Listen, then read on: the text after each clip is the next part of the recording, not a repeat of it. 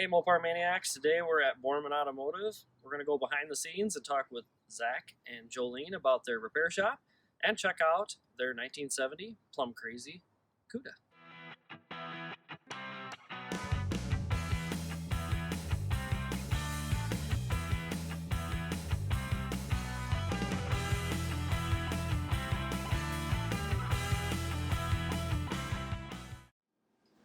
Hey Mopar Maniacs, we are here with Zach in Borman Automotive. Zach, thanks for letting us come here today and talk to you. Appreciate you guys coming by. We wanted to let our YouTube viewers give them a look into Borman Automotive and kind of ask you some brief history of the shop. First question, when did Borman Automotive start? Let's see, it's going on 6 years ago, 2014. 2014, okay. How did you come by starting your own shop? Is it something that you always dreamed of doing? Something that just kind of came to you one day, hey, it's time? How did that happen? Well, I had always been toying around with people's stuff on the side and always had a steady line of work that way. And quite honestly, how I became a full-time business owner was my 9-to-5 job didn't work out. Didn't work out, yeah. Sometimes that forces the hand for a lot of us. So it's like, well, it's go time now, and been very fortunate with repeat customers and staying busy, and so that's how we started. Okay. Well-known fact, you obviously work on all makes and models, but we all know that you specialize in Mopar, and that's why we're here today. Absolutely. What would you say is your thing that you do the most of in your shop? Just straight up mechanical work, whether it be a simple oil change or something as extensive as an engine or transmission rebuild, suspension work, meaning full suspension rebuilds. Okay. Bushings, shocks, rear end setup, that kind of stuff. Basically anything to do with a vehicle, electrical work, I don't like it, but I can do it. Seem to be okay at it. Okay. Just not a lot of mud and paint. I don't do that. No, don't do body work. Don't want to do that. Metal replacement, yes, but the actual paint stuff. But very diversified. Does a lot of everything. Kind of get your fingers in everything. Yeah. Yeah. Very well known that you really like doing Gen 3 Hemi work. The new Hemis. You like to build them. Can you tell our viewers how many have you built to date? To date. Let me see. About probably a half a dozen. Okay. Probably about 6. And I know you do quite a bit of swaps on the older Mopars. You swap in the newer Hemis in. Yep. And we pretty much, the world's your oyster there. You can spend as little or as much as you want.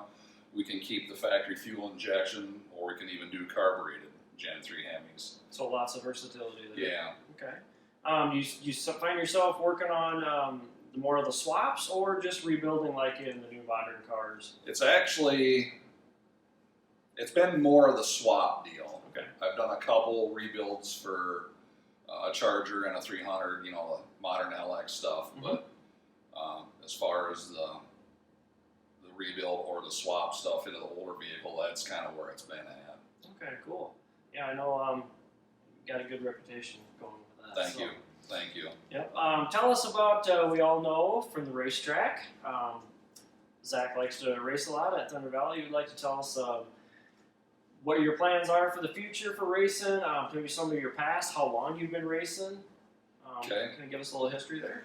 We started going to Thunder Valley, I think it was around 2008 with my Barracuda. I had an aluminum-headed 408 in it at that point. Ran strong mid-11s, and we just kind of did it, off and on. 2011, I believe, was the first full season, and then we did a few full seasons after that with my Barracuda and with that Blue Dart that I used to own. And so yeah, that's kind of how that is. Plans for the future, immediate future would be to get my wife's car done. So that's been a work in progress. Potentially husband-wife racing team eventually? Well, eventually, yeah. Oh, that's cool. Yeah. That's cool. that's been a work in progress for a couple of years now, actually a little bit longer, but get that done. I have a 5.7 built for my dad's car, that 64 Barracuda gasser that's frequented Thunder Valley over the past few years. Engine's done, that's ready to go in. We just need to get it running, get the electronics figured out. It's a Hillborn style, but electronic. Okay. And then when that's done, then I can finally start on my new race car project, which is a 73 Barracuda. Awesome. And that kind of leads into the next question. We know kind of a family affair, being Mopar bred. Tell us about your dad. Dad, he drove a little bit of everything growing up, but the vast majority of vehicles we owned were always Chrysler products. Dodge, Plymouth, Chrysler, Dodge truck, whatever.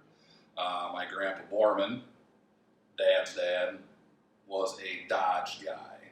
Awesome. He was a hardcore Dodge guy. So hardcore that even Plymouth to him was almost like Chevrolet. He was Dodge. Oh boy. So really, yeah. But yeah, so that's kind of where that comes from. Okay, cool. And of course, your son? Yep, he's born and bred into it, I guess you could say. Yeah, he didn't have a choice, huh? Yeah, he has an appreciation for all things with an engine. Yeah, that's cool. You know, That's cool. But his little, I guess, fallback or where his heart lies is Mopar stuff. The good stuff. Yeah. Cool. Well, we'd like to encourage all the YouTube channel viewers, if you have a Mopar or any car, for that matter, that needs work, bring it on down to Borman Automotive. Zach will fix you up, and especially if you have a Mopar, because this guy knows Mopars. Zach, I see you got some projects going on in your shop. Would you like to tell us about some? I see this new Gen Hemi on the floor. Talk a little bit about that. What's going on with that? Well, that's a very new acquisition. One of those deals that's too good to pass up. So it's a core engine. It has the dreaded Hemi camshaft failure going on. So kind of bought that to swap in a vehicle. It'll be a good core engine for a project. That really, I think, to me, that's kind of been the key to helping people along in that deal, because if they can get into an engine very reasonable, it helps with costs down the road. Awesome. Okay, so Zach, this is a Gen 3 swap truck. Tell me about all the work that went into doing this. Looks quite extensive. It's a little bit. It really is something a DIYer could do. I mean, if you wanted to do this in your driveway, you could. But it has a Gerst tubular front suspension. That's really cool. Power rack and pinion steering. Looks like we got some long tube headers on it. The TTI long tube headers. Custom radiator. Looks like we did some steering. Champion radiator. The mounts, the actual engine mounts and transmission cross member was fabbed here. Awesome. That was fabricated here. We did that in the shop. Fabricated right at Borman Automotive for specific needs. That's really cool that you can do that in-house. Yep. Then obviously, it's 4-wheel disc brakes, Viking double adjustable shocks up front, stock shocks in the back, 8 3/4 rear axle. The 545 RFE 5-speed transmission, automatic transmission. Cool. So we see over here we got some more projects. Can you tell us what you got going on over here on the old engine stands? I see lots of good stuff. We got a blue 318 here. That's going to turn red. That's going to find its way into a 67 Belvedere 2. That's awesome. Okay. Looks like we got a new style small block here. Yeah, that is a Magnum engine. That will find its way into a local dirt car here directly. Awesome. 360. 2 small block Mopars. What we got going on further down? Under the fancy zebra stripe sheet here is a comp cammed dual quad Gen 3. Oh, that's nice. And is that one going into a customer car, or is that? Yes, it is a customer car that will find its way into a 69 Dodge Charger. Awesome. That is so cool. And yet, looks like another one here. This is the 5.7 that I spoke of earlier that will find its way into Dad's Barracuda. Awesome. Lots of Gen 3s going together here at Borman Automotive. I got a cable shift, or a push button, cable shift, whatever for 63 Plymouth here, 727. Awesome. Uh, I can tell you, I love just being in the shop, being submerged in all these Mopar parts. I feel a little bit glee just being here. All right, Zach. How about we've been waiting a long time? We want to see your purple Cuda. Let's go check it out. Sounds good. All right, Zach.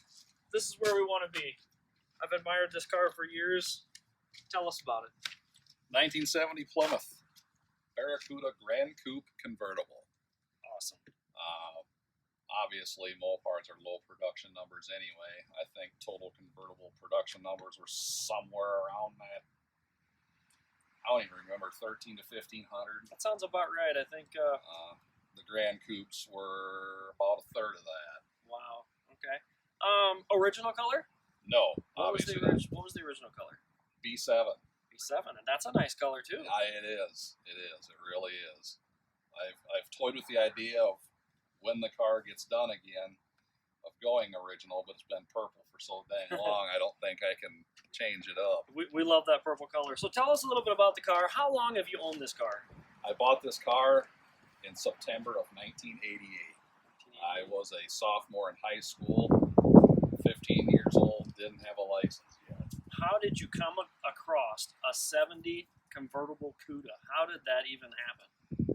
My grandpa,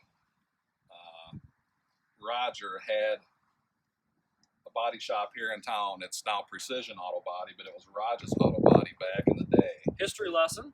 He got these salvage, it's like a Deals on Wheels for salvage cars constantly. And I just literally happened to be paging through one and found an ad for a 70 convertible for sale.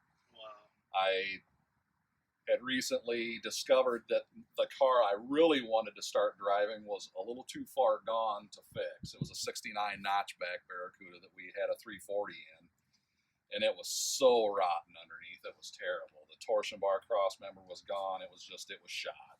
Okay.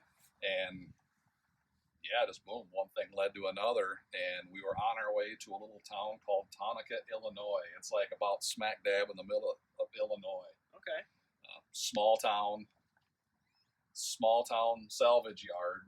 Drug her out of the yard then, huh? Yep. Okay. What did it start life as? What engine was in it when it? 318. 318. 904, 7 1/4 rear axle. Okay. Drive it that way for a while? Or? No. It had to get bigger and faster right away. It was a basket when we bought it. It really was. It had some cheap fiberglass fenders in the front. The quarter skins were already cut off. And so it came with a box load of parts and a non-original 318 and 904 literally just hanging in it. Okay.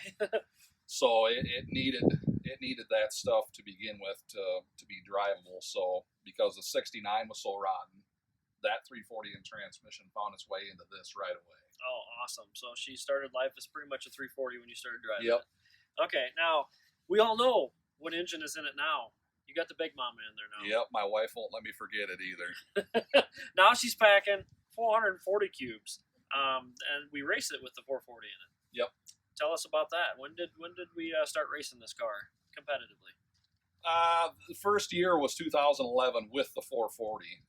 As I had mentioned earlier, I had an aluminum-headed 408 in it, and being new to drag racing, I thought, well, the idea of is just stab an engine in and go as fast as you can. It doesn't matter. Well, obviously, there's safety rules and regulations, specifically for convertibles to keep you safe. And at that time, I realized I was running low 1140s with it. Oh, wow, that's cooking. That I needed not just a 6-point, but a full 12-point roll cage system in the car to be able to still compete with it with that engine. Okay. The blue Dart that I used to race was going to be Jolene's street car. She says, put the 408 in my Dart, but you have to put a 440 in your car for me. So that's how that is. Awesome. What would be, we always ask all of our interviews, we ask, what would be your favorite memory? I mean, we know as long as you've had this car, got to be some awesome memories in this car. What would be your favorite memory that you've had in the Cuda? That's tough one. Yeah, that's tough Because yeah, having owned it for 30 plus years now, yeah, we've spent some time together. But I would have to say probably the most memorable deal with this car would have been the Labor Day weekend race in 2011. I had a phenomenal weekend. It was a big weekend. We raced 2 days, and I won the one event and runnered up in the next one. And at that point, I knew I pretty much had the points championship sewed up, and that was my first points championship in any racing I've ever done in my life. Oh, that's awesome. So That's a proud moment. That's real proud, real special. Awesome.